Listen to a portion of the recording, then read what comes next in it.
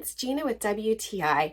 If I could sum up this baking soda from Relative Foods in one word, it would be quality. As soon as I opened the bag, I was instantly impressed by how fine this baking soda is. A lot of times when I've used other brands, it's clumpy and grainy, and I could tell that this was going to be top of the line baking soda.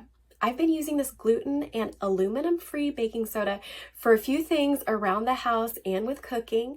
Of course, I had to make some soda bread and it was so good. It didn't have that kind of weird baking soda taste that a lot of other brands would give to baking soda bread. So I was really happy with that. Not only that, but Relative Foods has a really wonderful array of different products that you can get, like this sugar or baking powder, and they have different sizes as well. I have the 5-pound bag because I also love to use baking soda when I'm cleaning. So I've had this stain on my counter for a while. I'm not really sure what caused it, but I used baking soda with just water and a microfiber cloth to remove it from my countertop. Just watch it disappear. I mean, this is amazing. I also used it on my stainless steel sink to really clean it.